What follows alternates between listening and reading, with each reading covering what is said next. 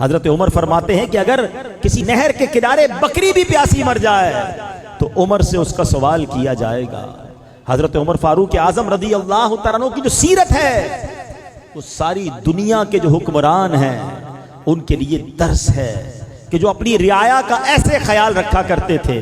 وہ بڑے بڑے محلات میں نہیں رہتے بلکہ جب کیسر و کسرا اور دنیا بھر کے بادشاہ آپ سے ملنے آتے تھے وہ چاہتے تھے ہم مسلمانوں کے اس حکمران سے ملیں جس نے آدھی دنیا فتح کر لی ہے، جس کے روب و دبدبے کا عالم بہت نرالا ہے۔ مگر جب حضرت عمر سے ملنے آتے سوچتے کسی محل میں جائیں گے جس کے باہر بہت بڑے بڑے چوکیدار دربان ہوں گے، گارڈز ہوں گے، پھر کسی بڑے کمرے میں ہمیں بٹھایا جائے گا، ایک تخت ہوگا جس پر امیر المومنین بیٹھے ہوں گے۔ مگر جب بیرون ملک سے وہ بادشاہ آتے تھے، وہ سربراہان مملکت آتے تھے تو حضرت عمر کبھی انہیں خاک پر لیٹے ہوئے نظر آتے تھے۔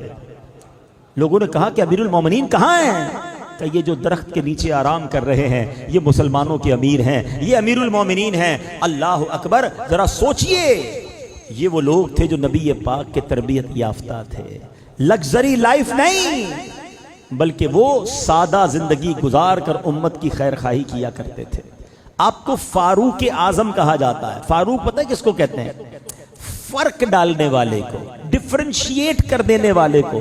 جب سے آپ ایمان لائے مسلمانوں حق اور باطل کے درمیان ایسا فرق ڈال دیا اور مسلمانوں کو ایسا غلبہ نصیب ہوا کہ آپ کا نام جو ہے وہ فاروق اعظم پڑ گیا۔ امیر المومنین سب سے پہلے دنیا میں اگر کسی کو کہا گیا نا تو وہ حضرت عمر فاروق کو کہا گیا، کیونکہ حضرت ابوبکر صدیق رضی اللہ تعالیٰ عنہ کو خلیفۃ الرسول اللہ کہا جاتا تھا، ٹھیک ہے؟ تو آپ سے لوگوں نے کہا کہ حضور اب آپ ہمارے امیر بن گئے ہیں تو آپ کو ہم کیا کہیں؟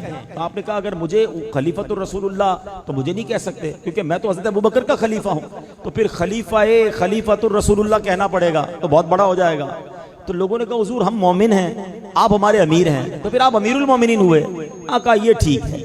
تو سب سے پہلے امیر المومنین جن کو کہا گیا وہ فاروق اعظم رضی اللہ تعالیٰ عنہ ہیں۔